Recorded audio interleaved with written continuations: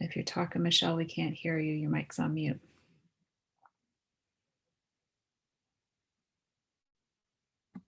Michelle, if you'd like to speak, click the microphone icon and that should unmute for you.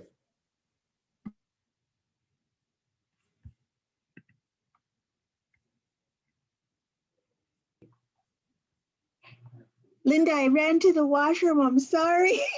I was like, oh, I'm hoping that's not happening right now. That awkward moment where you're like, are they talking or did they step away for a minute? I'm so sorry, Michelle.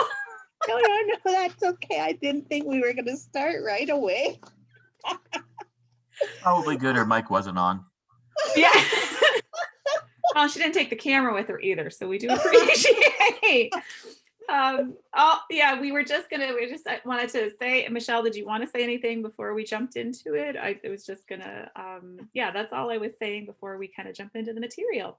I just wanted to thank everybody for participating and also to thank GLA because the feedback that we received from the last webinar was very, very positive. And I think that we just need, like you were saying earlier, that any kind of help that we can get right now is welcomed. And the information that you're providing and is so helpful that hopefully we can incorporate a lot of these as well after things go back to quote unquote normal, so that we can serve more and more of our students and even exceed our numbers in the future. So thank you all so much. And hopefully, 2021 turns into something really positive for all of us. So that said, ONLC welcomes you all, and we'll turn it back over to Linda. Thanks so much. Thank you, Michelle. We really appreciate it and the opportunity to be here, because I think you touched on a lot of good things. I think the world has changed, and we're going to talk a lot about that today, what it's changed like in the classroom. And I think some of those things are here to stay. I think we can take some of the good that we're seeing, and I think we can, the way we've done groceries or talking to our doctor, and those things might never go back to the way we used to do it. We are recording this session. Yep, Carol will have it. So the recording will be sent out afterwards. So those people that are like all Wanda's friends that are using her link, you may want to forward that email on to, it'll go to the people that are registered in this session. So if you're registered here, that's where that information will be pushed out. Okay. If you for some reason don't get that, please feel free to reach out to us, and we'll definitely make sure you get the resources, because like we did last time, we want to make sure that we provide you guys with as much resources as we can. So we did leave you guys with a few challenges last time we met last week with the part 1. So did anybody attend the sharing circle on Monday? Just curious. I guess what we can do is when you're in Zoom, just if you're new to it, when you scroll down, you should get a bar of options. So there is a chat button there, and we'll be monitoring that. So feel free to put your information in there. There's also under the participant bar, when you click on that, there are some reactions. Sometimes they've been moving them around a little bit. So feel free to use those reactions as we go through today as well. So, but yeah, one of the challenges we left you was to attend the sharing circle or explore opportunities for online learning. And Brenda did attend. Awesome. Did you cook with us, Brenda, or did you just observe? Because I can tell you, I ate the whole loaf of bread probably that day. It was so good. And some people didn't have the opportunity to do that. That's no problem. We are going to try and post a recording of that, I think, as well. So if you have an opportunity, it was Candace. She's a chef in Toronto. She came, and I think I'm actually giving away a little bit of Julie's presentation. She's going to show some shots from that later on as well. Yeah, you just observed. A lot of people just observed. Some of us did try to cook along, but Julie's going to talk about that, so I won't give too much more away from that for now. So for today, like I said, please feel free to put stuff into chat. Ask questions as we go through. We're happy. We encourage you to do that. We're going to try to keep it for an hour. I have a feeling we might be just a bit longer than the hour today, but we're going to try and move through these pieces. So today we're going to talk a bit more about blended learning. We touched on it last week. We touched on registration for blended learners and CAMs for blended learners. We're going to talk a little bit more about how that model has kind of changed in the classroom and through COVID. We're going to talk about tips for low-level learners. And this thing that I was hinting at last week is Robin joined us today, and she's got some really great tips on how to use blended learning for low-level learners. Julie's going to talk to us a little bit about experiential learning out online, which is a word that I always stumble over. So it's one of the main reasons I gave it to her. Plus, she's just amazing at it. I asked Warren to join us today. He is the guru of marketing and has been doing it for over 10 years and has really good at adapting to whatever the field needs. And so he's going to talk to us a little bit about marketing today. We're going to show you some upcoming events that you might be able to include in your plan for your on-site, and then we'll get into some. But again, we're going to take time for questions at the end, but please feel free as we go through. So I'm Linda. I'm with Good Learning Anywhere. We are the eChannel provider for the Aboriginal stream. So we provide online courses for adults across Ontario. Our courses are free. We are part of LBS, and we talked a bit more about it in our last presentation. So if you haven't had a chance to watch that, please do. But we are part of the Employment Ontario, and we have the same mandates as you do as an on-site, but all our courses are online. And we're to work with clients that don't have access to LBS sites and to work with clients that do in a blended approach. Robin's joining us today. She's been an online educator for many years, and she's going to talk to us about okay, great, Sandy, thank you. She's going to talk to us a little bit about, she just does a fantastic job of connecting with on-sites and groups. And so she's going to talk to us about some of our experiences there. Julie is an online educator, cultural content and Admentum lead with us. And she's going to show you some really neat stuff that she's been working on. And so that our learners aren't just sitting in front of the computer, and how that can be adapted to a really hands-on approach. And then Warren is going to talk to us about how do we market those programs, because that's really changed. You're no longer running into people at the grocery store and saying, hey, you got a new tablet, why don't you come to the center and we'll learn how to use it? Or you got to work on math, run into somebody in the park or at your kids' games and in your community. You really have to switch that way of marketing now as well. And how do you reach those people in an online way? So the first thing I'm going to do is I'm going to ask Sarah if you can put up our first poll, and we just want to know about you guys. We've got 41 people attending today, which is fantastic. And we just want to be able to tailor our presentation a little bit to who's here. So if you can just tell us maybe about your role. Are you administrator in LBS? Are you a practitioner? Are you a support agency in LBS? Are you but are you an EO partner, which are very important, but non-LBS? And are you coming to us from another field as well? It would just choose other. So if you could just click on that and let us know, that would be great.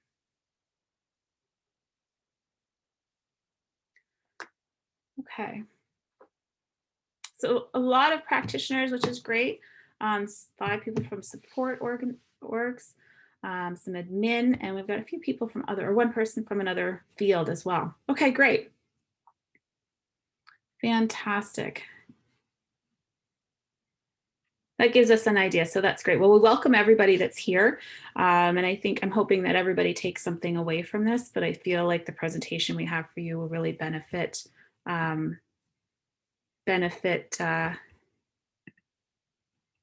whatever that role is that you play. So blended learners. So what is blended learning? Well, in general, we're talking about that combination of face-to-face training, whether one-to-one in classroom and online with e-channel. But we know that that face-to-face has changed so dramatically. So this is what we used to put up. We used to say, okay, that blended learner is somebody that's participating in your program and they're participating in e-channel, and we're both supporting that learner. So there's a blended learning in the eyes of our ministry. But what we've seen is that diagram's really changed, and we were looking, well, that model has really changed, and we were looking a way of how has that changed and how has blended learning changed for somebody who's trying to access LBS services. And we still have the e-channel. Our model really hasn't changed much with COVID. But what we do have is how things have changed a little bit more for the on-sites. So the learners now at home, especially now we're into our second lockdown. So learners trying to access services at home. And what we are finding in some of the most successful models that we've seen is that practitioner in the community who knows the learner, who knows the resources, who has that relationship with the learner is so important in that model still. But that relationship has changed. That classroom has changed. They're no longer walking in and you have your resources right there for you. And you're able to put them on the classroom computer. That's really changed. And we want to take a look at that today and to give you guys some examples of how, some tools and some examples of how that could help you in this new kind of model that we're seeing. We know that there's a ton of benefits of blended learning. And if you've been in the field for any length of time, you've heard us say this over and over again. It really promotes self-directed learning. It's risk-free, right? So we know that when people go into post-secondary, when they go into employment, when they go into those other paths or further on in their paths, that online learning is going to need to be part of that. It's just the world we live in right now. So this is a chance to introduce them to it in a safe environment with someone they trust, you, and provide them an opportunity to try online learning and learn those little things that we're now that they have to do every day to be, self-directed and to ask questions and to, answer multiple choice questions and those types of things. We are able to provide courses that maybe aren't available to your site locally. It's maybe something unique a client wants, and you can't provide it for just that one client, but they could tap into it in each channel. The big one is shared milestones, and we know that's a real big struggle right now as well. How do you do milestones when you can't see the client face to face? That's something that we can help with as well as the e-channel provider, and being able to share those milestones. And we always advertised it. You guys have one of the busiest jobs. You got people coming in, you have the phone ringing, you have meetings to attend, you have learners there, and it gave you time to work with others. But what I want to highlight today is the aspect that it's giving options to you now when your current clients can't be in the classroom. So we know sometimes those doors are having to be locked right now and that you can't have those clients come in, but they want to continue learning. And we're seeing a surge in that right now because, well, there's not a lot else to do. You're not taking your kids to sports. You're not going and hanging out at Tim Hortons with your friends. So if I can learn online, that's something that's going to keep me entertained and I can continue to work on my goals. But what we're also seeing is instead of recreating content or trying to take that content that you have in your classroom and putting it online, it is allowing the on-site practitioners to focus on tools to connect. And that's where Robin's going to have some really neat pieces for you today. And instead of having to focus on the content, you can focus, or it gives you the time to focus on helping the clients connect and giving them the tools and the support and the confidence to be able to get online from home, to help them manage their time, to do their lessons, to engage them in other things in the community as well. So that really allows you and frees up the ability to really focus on that relationship, which has always been such a great thing about LBS practitioners. And the last thing is it does allow you to connect with new clients and partners during COVID-19. Numbers, I can imagine it's business planning. We're all looking at our DSQs and I can't, we have an on-site in Sioux Lookout and we know that it's been a struggle with the doors closed for a majority of the year, how do you make those numbers and how do you get those new clients in? And it's possible with blended learning. And that's where Warren's going to come in later. He's going to talk about marketing not only to learners and potential clients, but community members as well. And so it allows you, that blended learning approach allows you to continue to bring in new clients even when the doors are locked.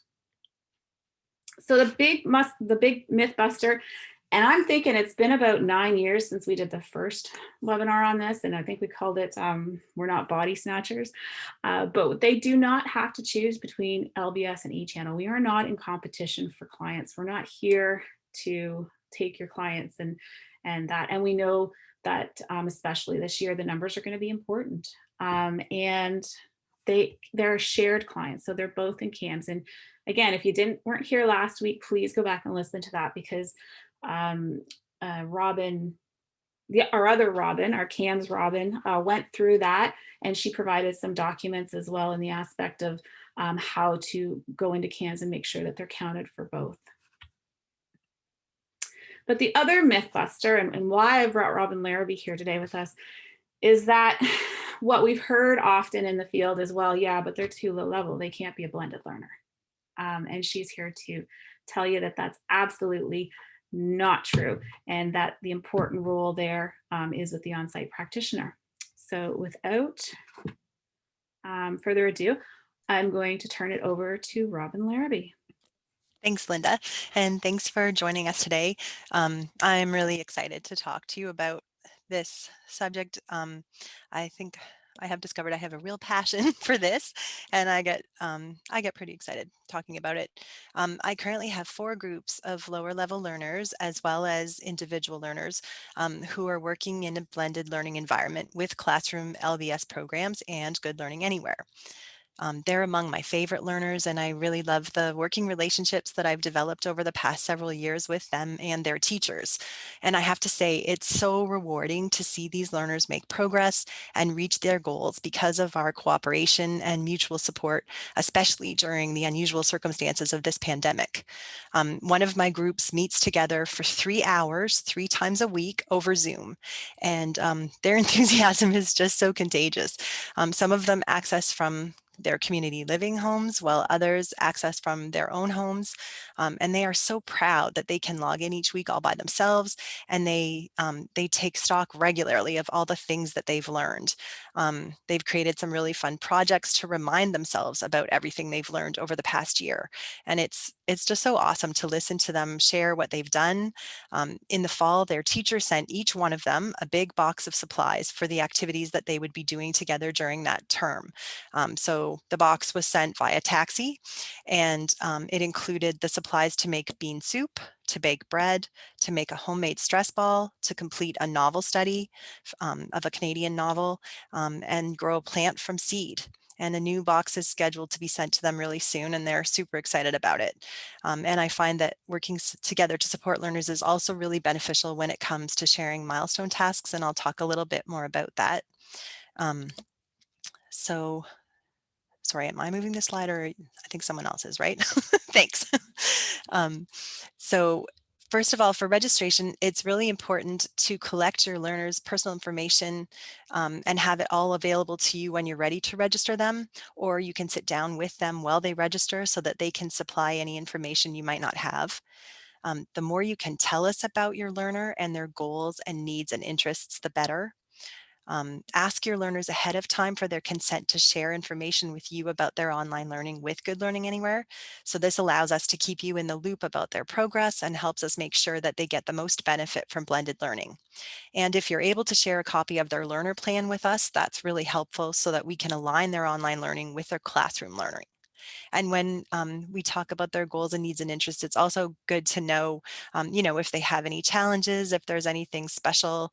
Sometimes they have, they need accommodations for vision, or they need a scribe, or different things like that. Those are all helpful things for us to know.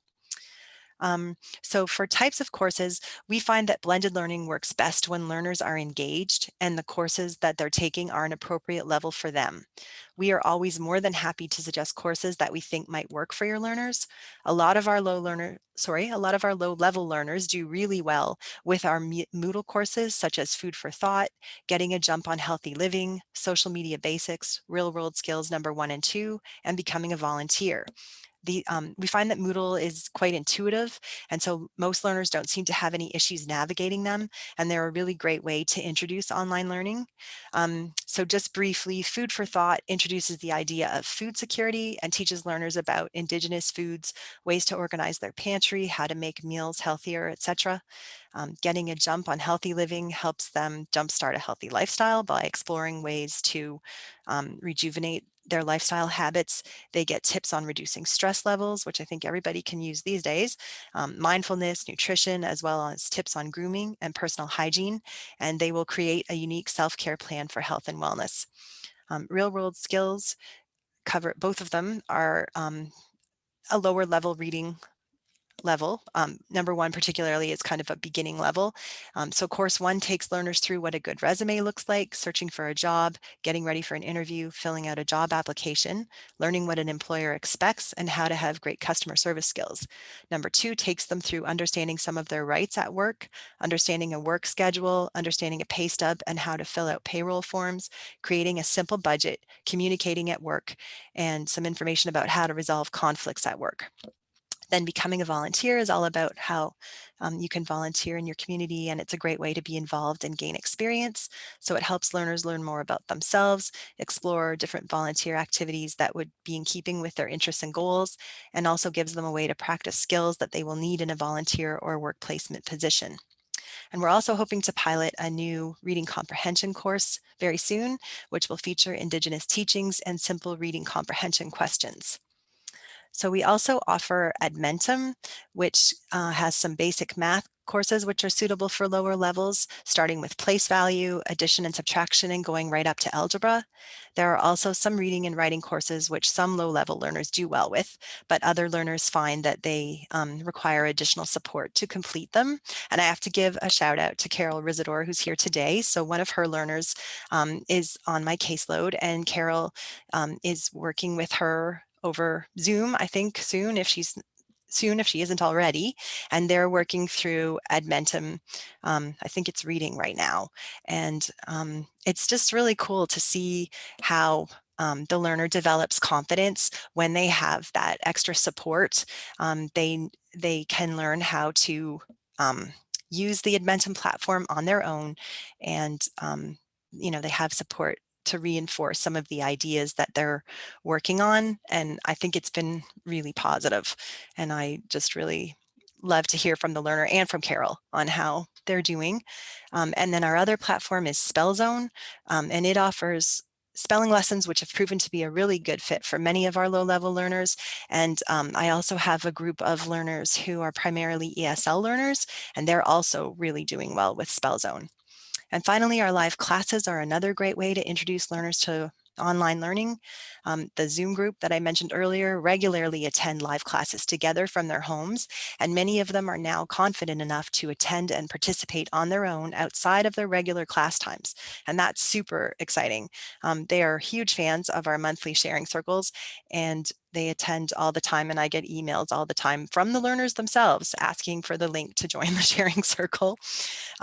We offer a wide variety of live learning opportunities on a range of topics. Some of the favorites from the last year include Facts, Fluff, and Fake News, Woodland Art and Artists, our creative writing series, and Preparing for a Zombie Apocalypse.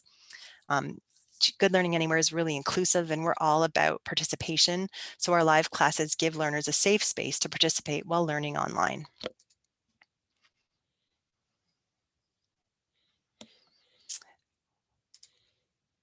Sorry, I just lost my spot. And apparently, oh, sorry. I have it open in on the side, and I lost my notes for, 1 second, let me see if I can find them somewhere else. So technology is a really wonderful thing, and our mentors are always available through email when you need help. They can also schedule Zoom meetings or telephone calls as needed to help you support your learners. One positive thing to come out of this pandemic for some learners has been the need for them to figure out how to use technology unassisted to log into Zoom or other online platforms. And this is such a great thing for their self-confidence and self-direction. And they're always so excited when they can do it by themselves. The Zoom group has come up with some ways to help learners stay organized, including providing everyone with a planner and a schedule of meetings and activities.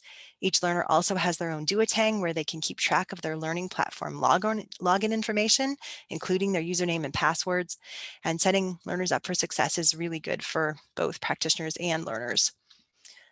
Meeting regularly has helped these learners stay engaged and keep a positive outlook during a really tough year. And their teacher says it would take more than a pandemic to stop this group. And she's so right.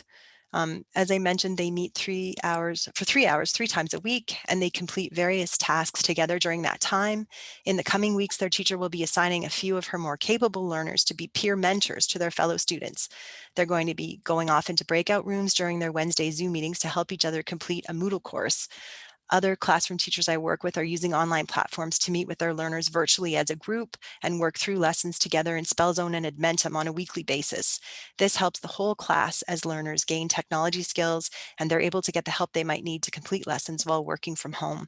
This frees up caregivers and family members and lets the learners gain independence.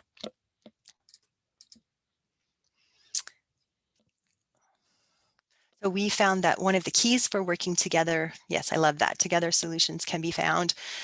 One of the keys for working together successfully is communication.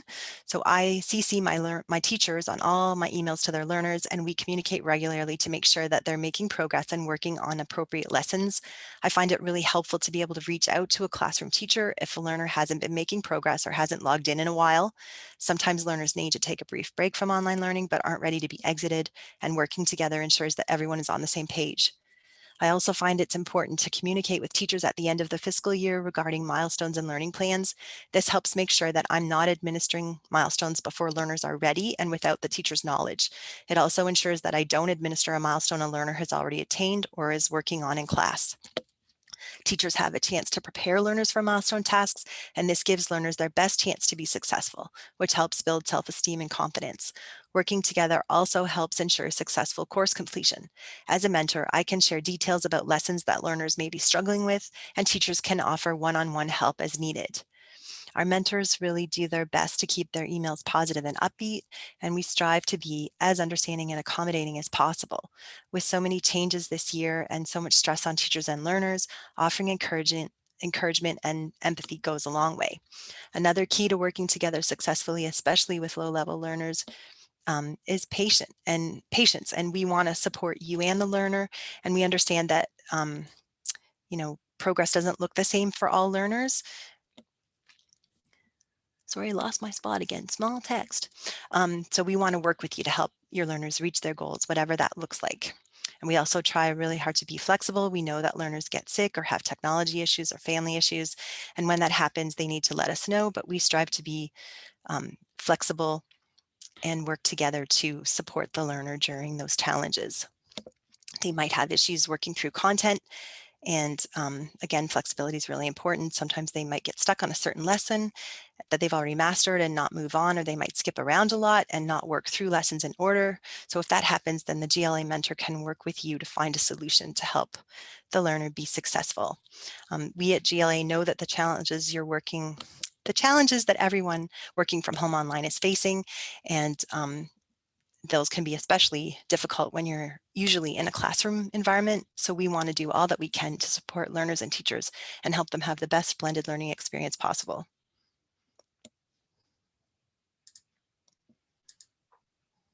Awesome. Thank you so much, Robin. Thanks. Oh, great job. And I loved the quote that she gave us, was that one of the teachers said it would take more than a pandemic to stop her learners. And I think it would have been really easy to lose those learners, especially the ones that they had to relearn how to, and it was so sudden to some of it, right? It'd be so easy to lose those learners. But what when I was talking to Robin about this, and when she told me what was, this has been going on for a couple months, and she told me, I was shocked by it. I thought, what a great initiative in the aspect of getting those boxes together, having a binder, helping those clients stay engaged, and really knowing the group. And I just thought it was such a fantastic model of being able to really continue to engage those clients. Robin, go ahead. Thanks. I just want to add that these learners have been meeting in Zoom since March. And Evelyn proudly told me that they have not missed a class since March, unless they had an appointment or something. But like, I find that crazy. And you're totally right. Like, these are absolutely learners that would have been likely lost otherwise. So yeah, it's very cool. Thanks for letting me share. No, that's great, Robin. I really appreciate it. And I, having a brother who has, is a part of, he's part of community living. And I just know what an isolating time this has been, with a lot of lack of resources and people not knowing how to navigate these challenges and some of the supports that they have. And so seeing a group like this, it just blew my mind, in the aspect of being able to continue and to do that. And that Robin and the communication between Robin and the onsite was just so important. And I think that can extend to any of our relationships with regards to dealing with clients, because I think it's easy to feel lost in these times. So again, Robin's amazing. And I think what I really want you guys to take from that is that aspect that the mentors want to hear from you, in the aspect of is definitely, they want that communication. And I think right now, especially, is the aspect that it's so important, that communication, to be able to support those learners. And it goes back to kind of that 3 circles of support around that blended learner. Okay, yep, we're gonna have Julie come up next, and she's gonna talk about, so Robin kind of said how much her clients enjoyed some of the live classes as well.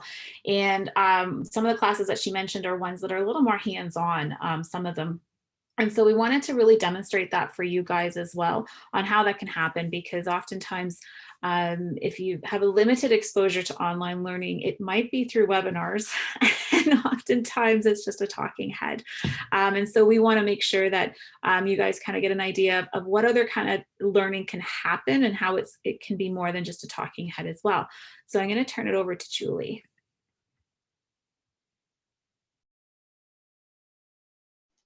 Oh, I guess that means I have to speak. Is that how this works? Good afternoon, everybody. I'm Julie Mallon. I am the Cultural Content Lead and Edmentum Lead with Good Learning Anywhere. I've been working with Good Learning Anywhere for 10 years now. And part of what I've been asked to do today is to talk to you about experiential learning. Now, you might feel like online learning and experiential learning are at odds with one another. But I think you'll find that many of our own particular courses do offer a variety of opportunities for hands-on learning. One way is just using this microphone, right? And I'm just going to share with you right now a song. So this song is an old song. I don't know how old. I was taught it when I was early 20s. And at that time, my language teacher had said that this particular song is at least over 100 years old. So this is called Gokoko.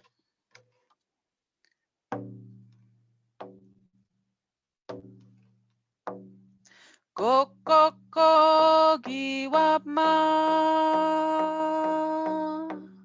Gokoko giwama giwama. Gokoko giwama. Gokoko gishima. Gokoko gishima gishima. Gokoko gishima. Gokoko gimna. Gokoko gimna gimna. Gokoko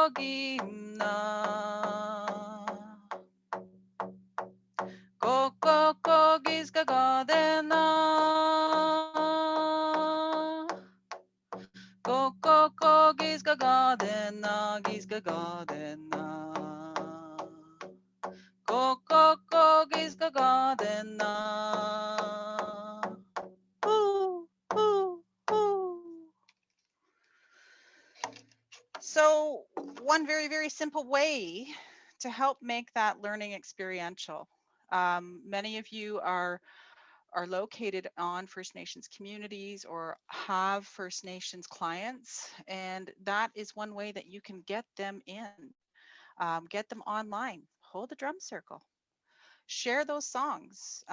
You know, if you're not much of a singer, then hum along.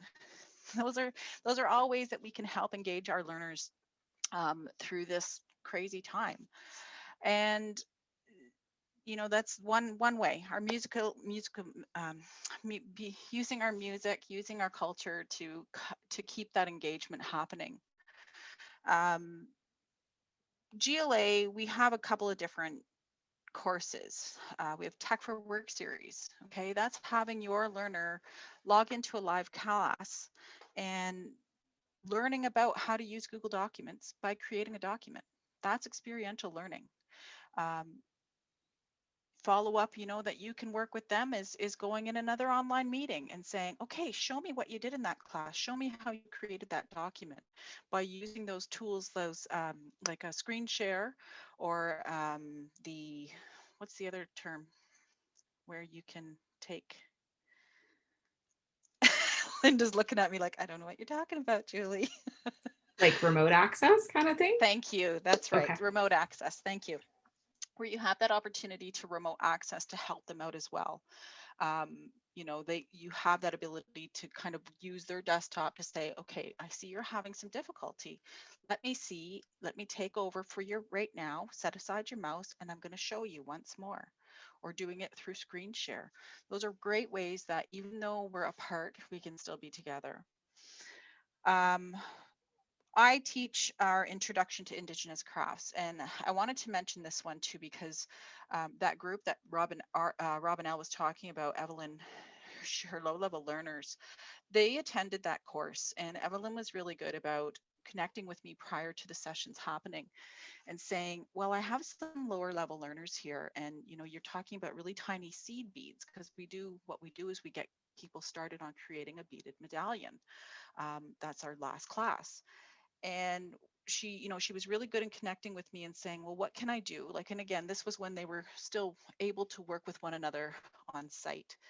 She's like, I have some very low level learners where those are going to be a little bit too small. And that adaptability and that flexibility, again, especially for something like this, all I had to do was say to Evelyn, and that blended learning piece is coming in there too, right? Hey, you know what? Doesn't mean you have to use these tiny ones. Go get some large plastic pony beads, and they can start with that and see how that goes. So that adaptability and flexibility to work with one another to see what's going to help our communal learner, not communal learners, our shared learners, really goes a long way to have successful blended learning, to have successful learners who have those senses of accomplishment. Another couple of different courses, we have the Moodle, you know, and I'm trying to brainstorm. Might be because my mic's not by my mouth too. So I was trying to brainstorm when we talked about doing this presentation is, okay, what ways can we use our courses with GLA? How can on-sites use these to still connect with their learners who they're working with now at a distance, just like we have been? And one of the courses that came to mind was hosting a virtual game night. So that's a Moodle course that we have. And if you have a bunch of learners or a selection of learners, you know, 5 to 6 learners who you have worked through that content. And the goal of that course is basically to teach you how to then host a game night. At the end of that course, once you've all worked through that course content, that group can then get together and host a virtual game night. Again, that experiential learning, it's a hard one for me too, Linda, is part of it, but the blended learning has also come into play as well. And there's no reason why, you know, as the on-site, if you know, if that was one thing that you were thinking that you might want to do, that you would get, you know, contact the staff member or the instructor or somebody with GLA and say, hey, we're trying to host this virtual game night. Would anybody be available to maybe join us? I'm sure there's any number of our staff who would love to say, yeah, absolutely, I'll do that. So those are just a couple of suggestions with the courses that we have that have overt experiential learning. When it comes to thinking outside the box, on-site practitioners such as yourselves, you might have to go above and beyond by creating experiential opportunities, such as the Zoom box learning kits that Robin mentioned previously. There are opportunities for group research activities for people who are taking some of our exploration of Ontario First Nations. You know, you can get together as a group afterward in another meeting to say, okay, let's look at this group again, and what were some things you wanted to learn more about? Together you can work as a group in a Zoom meeting to do some extra research, to find out more, to extend that learning. Another good opportunity, thinking outside that box, is if you have a number of learners who have taken that woodland arts, the Woodland Art and Artist course with GLA, is then getting together to hold a painting party, to try and, you know, create your own woodland art, again, through a Zoom.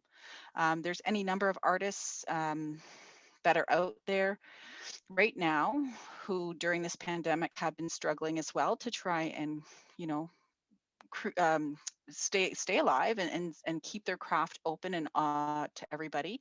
Look to your local community, whether there's artists who are willing and able to do that as a guest instructor, as a guest host, who might be able to offer that paint party after taking the online course with us. So again, that experiential learning takes place quite often in our live courses. You know, it may not be the hands-on at the beginning that you would, you know, get to think about is when you're on site and working with one another. But by encouraging our learners to use their microphones, their text tools, the chat boxes, they are still learning through experience. They're learning that digital technology. And again, like Robin mentioned, they've had to, you know, kind of embrace it.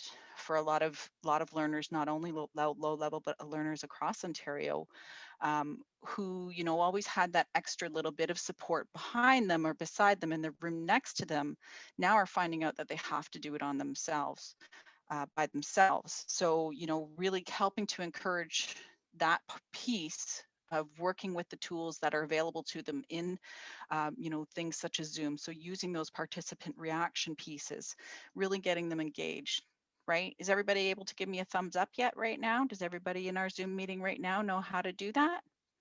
Let's see if we can get everybody giving a thumbs up. Got a couple. Remember, at the very bottom of your screen, there's a section and there's one portion where it says reactions. You should have reactions. You may not. It could be in our participant window. And again, I'm not overly familiar with Zoom, so I'm kind of doing this on the fly. We've got a few people who found that thumbs up. Perfect. Does anybody have any questions right now?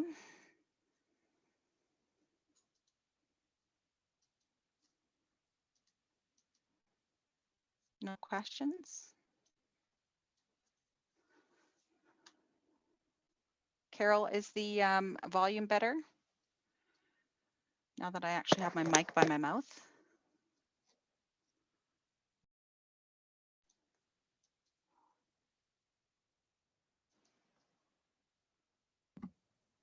Julie, Carol had indicated to me in chat that she was hearing you better, so I hope that's still the case.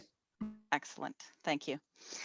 Okay, so our sharing circle, if you weren't able to attend it, this is definitely one where we are able to have some experiential pieces come into play. Our prior sharing circles, we had participants taking part by doing some of the readings of the stories that we shared. And then we had our guest speakers speaking about their life experience or their experience on how they came to be where they are. This past year, the sharing circle has been is being facilitated by Warren, and he's doing a great job in helping to bring new experiences to the sharing circle. This cooking class being one of them. I think we mentioned if you weren't able to attend it, if you do end up getting the recording or we do hold something like this again, I do really recommend that you take part, because we were all engaged. Those of us who chose to do the cooking, you're engaged in that circle. You have to pay attention in order to create that soup, in order to make that bread. We Candace was also a really great host because she was making sure that she was talking to the people in the chat. It's a difficult thing to do. You are completely multitasking. And again, if you're not great at doing that, it's going to be a skill that you'll have to practice and learn over and over as an online practitioner, now trying to connect again with your learners once more. But all I can say is the more you practice, the better you get, the more confident you gain, more confidence you gain. And it's definitely something that it will take some time to get used to, for sure.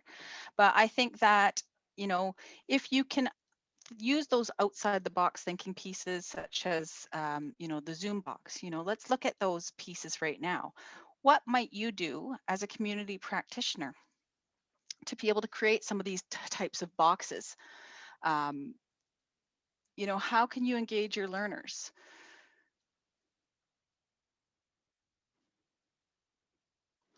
So if you had to, next week, let's say, well, we'll give you a bit of time here. What about next week? Let's say, what can you put in a community box?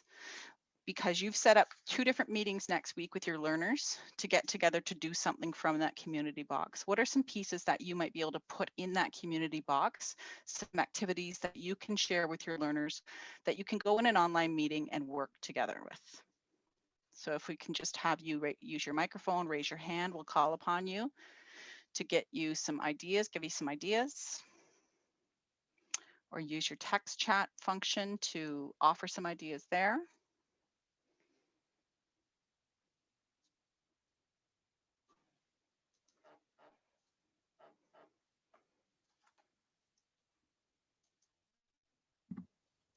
Julie, I don't know if you can see, but Connie and Sandra have raised their hands, so they may have some comments for you. Excellent, thank you. Connie, would you like to go ahead? Just click your microphone icon, Connie, if you'd like to speak. Okay, thank you. It's funny because I was just writing down while I was listening to you things that I will be sending out to our students. So I'll just give you some background on what role that I play. So I work at the SNP STEAM Academy, which is a Indigenous private high school based in science, technology, engineering, and art.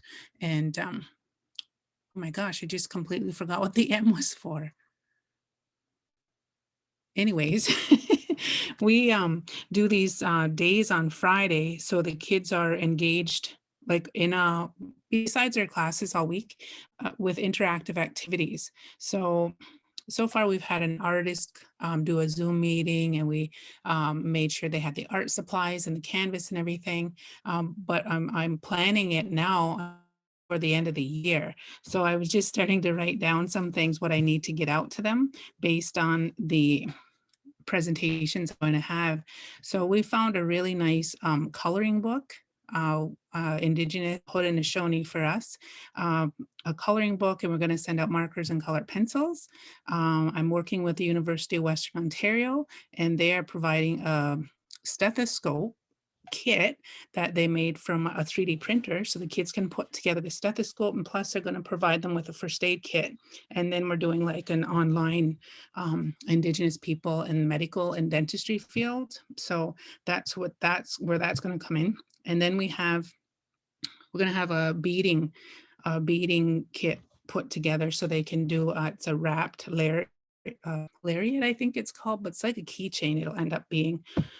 And then later on, they could make it longer to be like a necklace kind of thing for a ID badge or whatever. So that's just the start of what we were doing. And then I was just thinking, I like the idea. We thought of doing cooking, but the thing with that is like, I don't want things to go bad. So it's going to have to be something dry, like a bean soup. So if anybody has any ideas, I would love to do like a cooking one with So the those are kids. some great ideas, Connie. And one suggestion I would offer is, you know, absolutely you can get those cookies in a jar or cakes in a jar where you fill a mason jar up with the ingredients. And again, it's going to be a little bit of work, you know, depending on how big your class is or how big your group is. It's going to be a little bit of work for you, but if you have other staff members who can also put together, say, 5 of those jars, there's no harm in you know, divvying out that work possibility or those work tasks if possible. The artist one, another great one, right? Like having an artist come in to talk to them about different art techniques. All those pieces are great. Getting out those supplies to them so that they could perhaps follow along as the artist teaches themselves. Mhm. Sandra, you have your hand up. Thanks, Connie. Hi.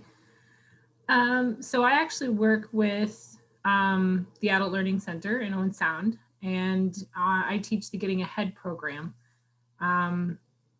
One thing I've actually, it worked out really well that this part of the webinar was coming up today, because I was trying to figure out exactly how to do some of the activities that we would normally do in a group kitchen table style experience in a online classroom experience. So what I just realized is, based on your Zoom box, we have one that we call the Ring of Fire. So it's based around putting people in their situation of now, financially, looking at the barriers in their lives and the things that they need to overcome. And in person, we would have a table that they would go to pick out specific items. The model is heavily based around mental models, being able to visually see things in a concrete way instead of it being kind of an ethereal concept. So we use Lego men, tissue paper for water, stones for walls, that kind of thing, to kind of demonstrate where they feel they're at, whether they're coming out of their situation or, need some help kind of scaling the wall, so to speak.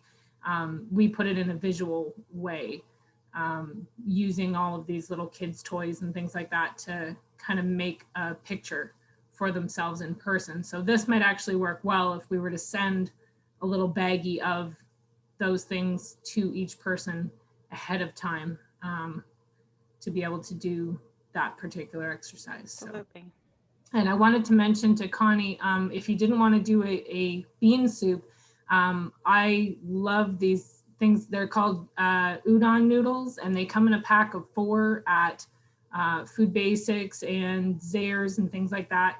And they're basically like a super thick ramen noodle, and they are pre-cooked.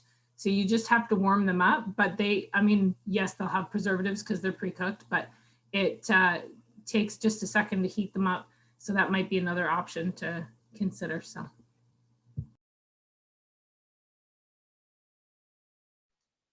Excellent. Thank you for those ideas too, Sandra. So if we could spend, we'd love to be able to spend the rest of this time to poll you guys and, get on your mic and tell us what you're doing and how else you might doing and doing some of that brainstorming. But we have to stick to our plan, our agenda. I'm not sure how much more time I have, Linda. Do I have time to show the paper activity? How long do you think you'll need? Because we're at 2:26. So if people do have to leave, we will record the rest of it. I think we'll probably be a little bit longer than 2:30. If that's okay with people. If you do have to leave, we understand. Because we'll take a few minutes to do your activity, Julie, and then we'll get into some marketing basics. So if you do have to leave, we understand, because we were planning on half an hour. Sarah, are you okay with that if we go a little over? Absolutely. Okay, great. Okay. Okay, so just prior to the course, the session starting, and then if you scroll up through the text chat, I did share a file, and it's a paper file if you have a printer.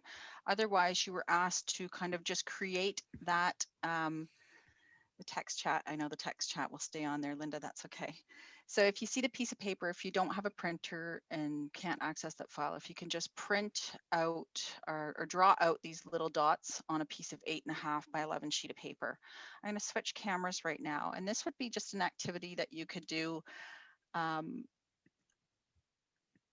Ideally, this would be birch bark.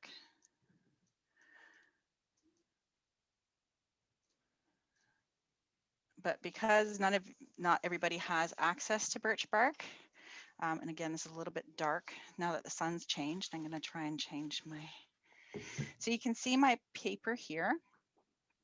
And what I'm going to do is you're just going to make a fold along each of those dotted lines.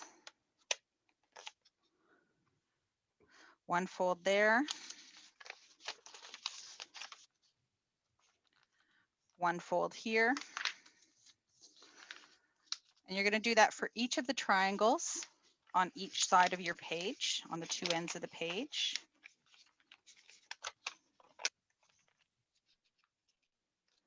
And again, another way that we can engage our learners by using these cameras, talking out the step-by-steps, allowing for people to ask questions if needed. Okay, so you're just going to fold those pieces in, those triangles, so that that you have a nice good crease for each of them. Sometimes it's a little finicky.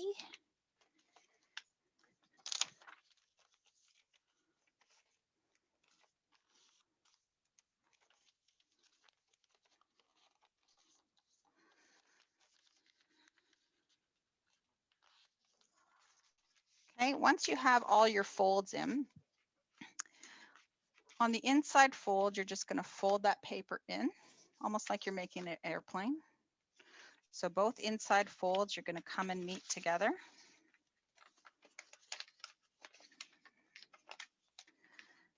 Okay, inside fold, and then fold this one back.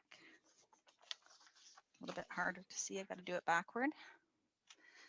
Inside fold.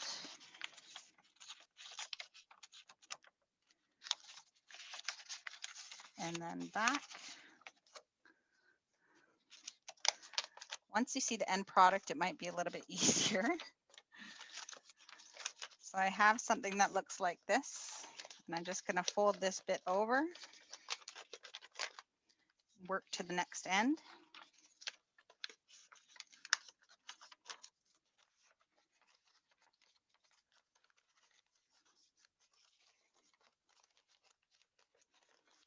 Fold our ends down.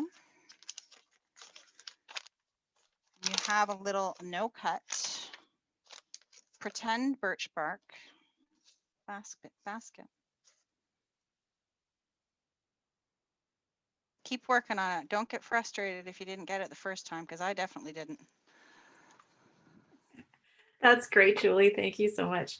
I hadn't seen the actual outcome yet, and that's really neat how you're able to do that. And again, from the experience that we have with GLA, we were looking for something with that we can make accessible to everybody, and we do suggest that you take advantage of some of the resources we have and the courses we have, so that you can focus on getting the clients on, and that's going to help build your skills too. Julie does our Indigenous crafts course and has been doing beading as well, and is launching into a beading circle. And it's been a process on learning over the last little while on what works best. There is a question from Monica in the text chat, Julie, so I'll get you to check in on that, and maybe you can let her know via text chat, because we're gonna move in where I think each one of these sections, we wanted to include a lot. We definitely did. And I think each one of these probably could have been a webinar on its own, but what we wanted to do was to kind of give you a broad spectrum of the things that are included, and remind you to reach out to those people that you're like, oh, Julie, I really want to know more about that. Or or as Warren talks, he could do, and we did a whole session on marketing this week for another webinar. He could share a lot about that as well. So please do feel free to reach out to him.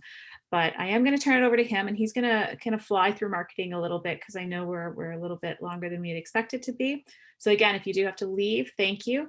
But if you do get to stay, I think you're going to hear a lot of good stuff from Warren as well. So I'll turn it over to Warren.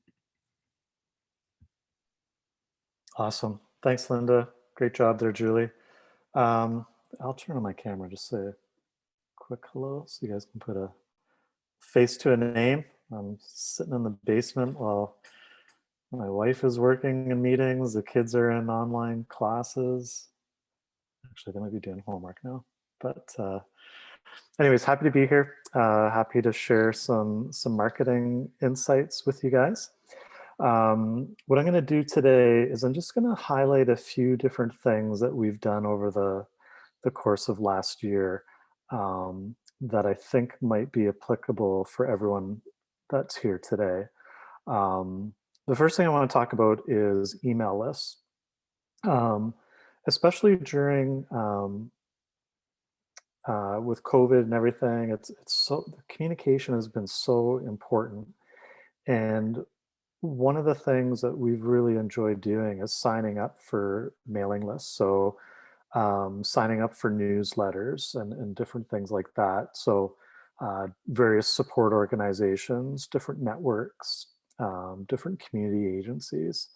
And it really just helps us get a sense of what's going on in the province. How are people feeling? Are there any trends that maybe we didn't know about that we should maybe get educated on ourselves? So it's just a great way to stay in touch. Alpha Plus, they have a fantastic newsletter if you haven't signed up for that. One of my favorites is Community Literacy of Ontario. And then we have a few more listed on the screen as well.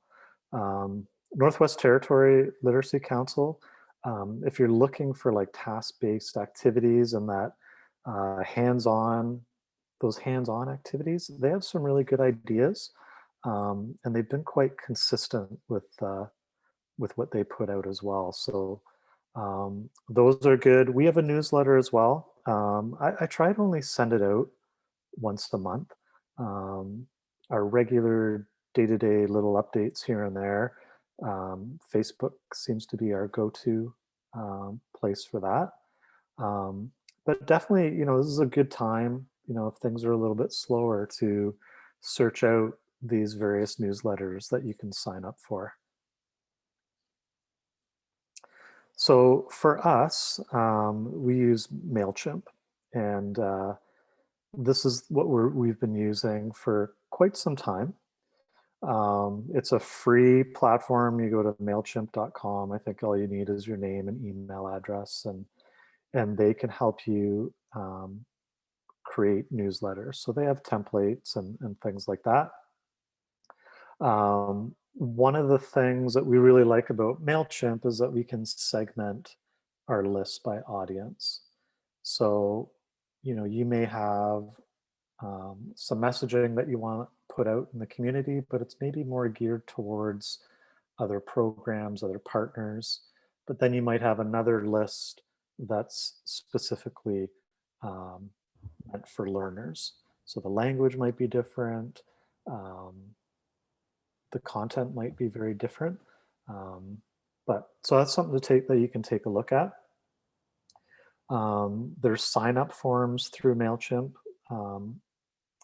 So people can opt in and they'll consent to wanting to receive your newsletter, which is great because it keeps us within the CASL compliance, so the Canadian anti-spam legislation. So if people want to stop subscribing, MailChimp is in line with all those regulations.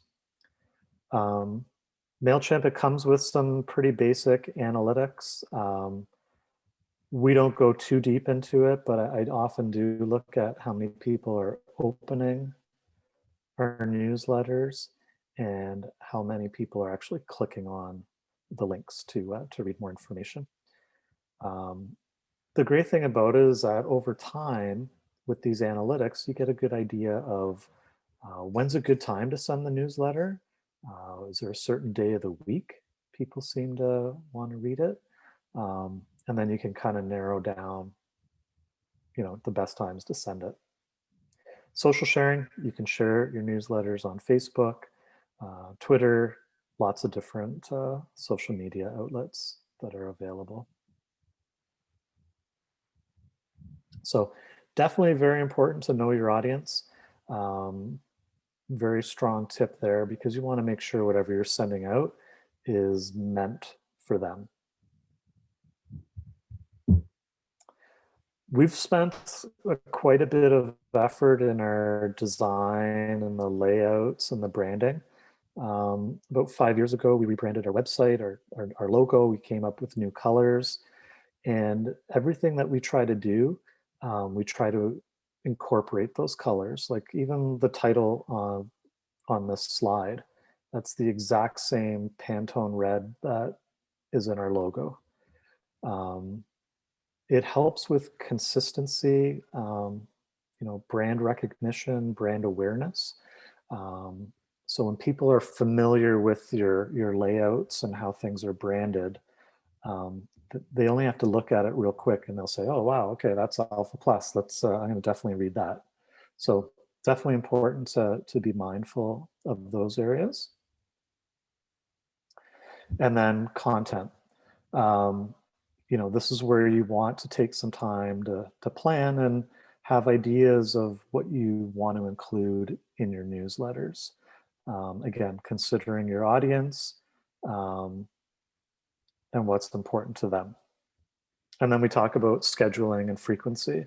So if you know which day of the week at certain times where you're getting the most positive feedback for your newsletters, stick with it. If it's working, don't change it. A few things that we've been doing with social media, like I mentioned, we're primarily using Facebook, and we've been a lot more engaged with commenting and sharing and liking different posts. You'll start to see, or we've definitely started to, see a lot more content coming from a lot of our partners that we didn't think about. Like we can't think about everything. So if someone else has already put it out there, let's keep sharing that with each other and get those messages out. Facebook does a really good job with suggesting various groups. So, they're in the background, they're kind of watching your activity on Facebook and identifying which pages you like and who you follow and things like that. But they'll come up with some suggested groups that you'll see over time eventually fit into a similar audience and demographic that you're trying to reach as well. So that's kind of neat. We could do a whole session just on social media training and the different options out there, but that training already exists. Community Literacy of Ontario, they have some free social media marketing training right on their website. There's a link. It's actually right on their homepage. It'll take you right there, and it's very, very good. So if there's some downtime, this is a great time to take a look at that. But out of curiosity, we were just kind of wondering, which social media sites are you guys using right now? I think Sarah might have a poll for us. There we go. So we've got Facebook, Twitter, Instagram, LinkedIn, TikTok, YouTube, other. There's lots of others too.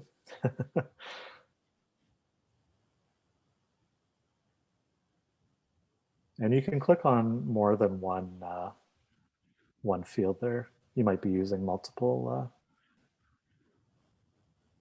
social media networks.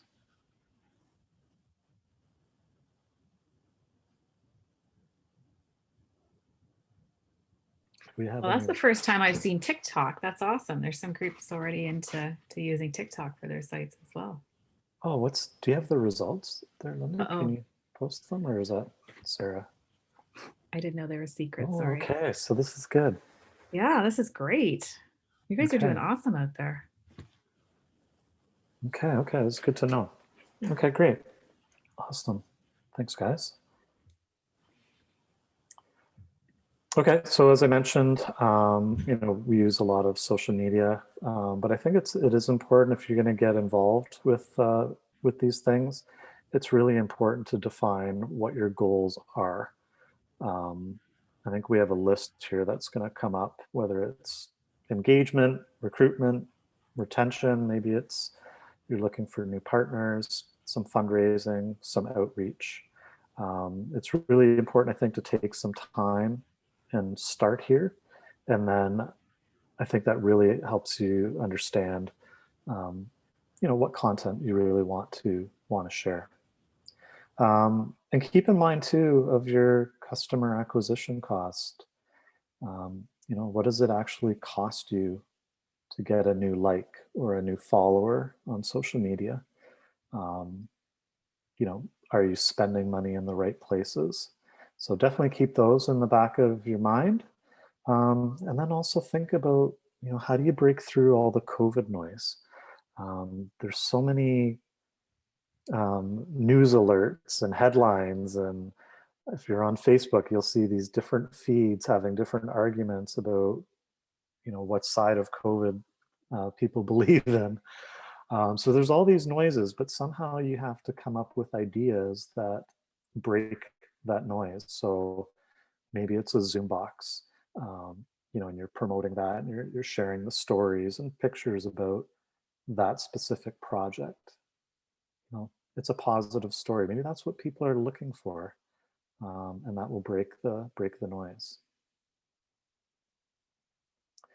Branding, we touched on that. Logos, keeping your colors. There's profile pictures. There's background covers that you can include. Take your time and really consider what you want to post there, because that's going to be representing your program. Social media calendars. If you're like me, I can't sit here and just come up with ideas of what to post on Facebook. I kind of need a calendar. I need something to plan ahead, and know what we're going to post in the future. And when we're doing that, we can actually schedule posts.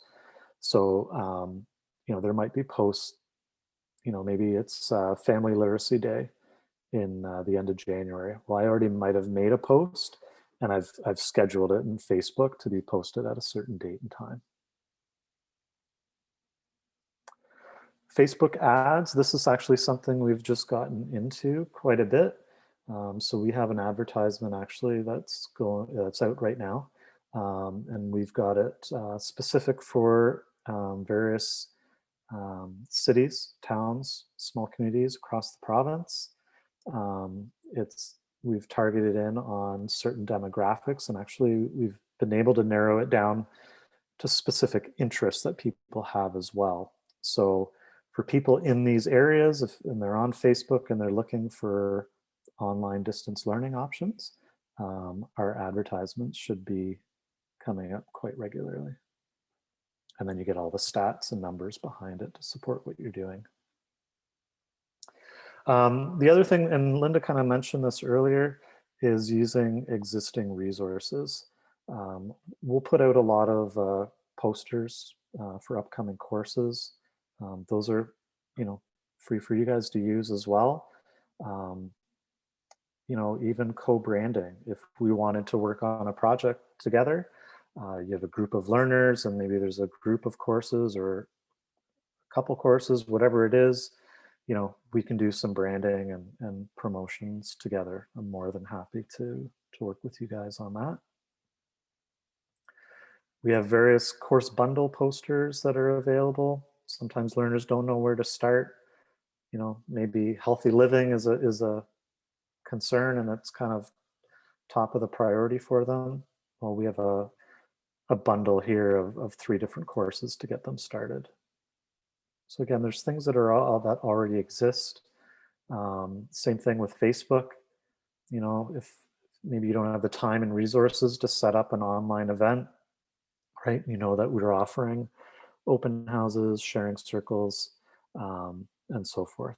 So you can check that out on Facebook. echannel.ca, definitely a great resource. And then as we talked about earlier today, you know, working with GLA, we're here, we're not going anywhere. We've been here for almost 20 years now. And we both have the opportunity to share milestones. We can both get credit for our learners and CAMs. I like to call it the low-hanging fruit. And I think overall we can improve our service coordination targets as a group. So there are some things that are already out there. Again, we asked this question at registration. How'd you hear about us? Gives us some good insight of where people are coming from.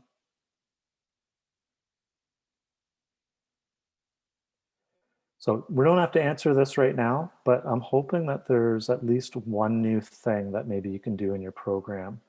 We've had some great conversations already. I've showed you a few things that we've done through marketing that have worked. But if there's one new thing that you guys can do, I hope you pursue it.